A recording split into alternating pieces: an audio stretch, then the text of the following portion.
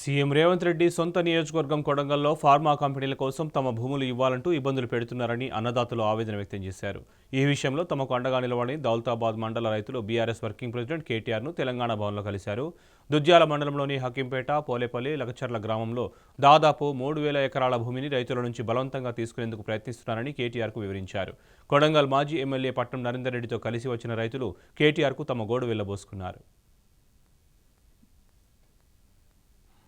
Pharma కంపెనీలు వద్దని చెబుతున్నప్పటికీ CM అన్న తిరుపతి రెడ్డి బెదిరింపులకు పాల్పడుతున్నారని రైతులు ఆవేదన వ్యక్తం చేశారు. ఫార్మా కంపెనీకి భూములు ఇచ్చేందుకు రైతులు సిద్ధంగా లేరని, తమకు బీఆర్ఎస్ అండగా నిలవాలని కేటీఆర్ కోరారు. లక్షల కోట్ల రూపాయల విలువ చేసే భూములను అప్పనంగా ప్రభుత్వం తమ వద్ద నుంచి లాక్కునేందుకు కుట్ర చేస్తుందన్నారు. వ్యవసాయంపై ఆధారపడిన తమ కుటుంబాలకు ఈ భూమినే జీవనాధారమని చెప్పారు. ఈ భూములను గుంజుకుంటే తమ జీవితాలు సర్వనాశనమవుతాయన్నారు. కాగా ఈ విషయంలో బీఆర్ఎస్ పార్టీ తరఫున అండగా ఉంటామని కేటీఆర్ వారికి భరోసా ఇచ్చారు.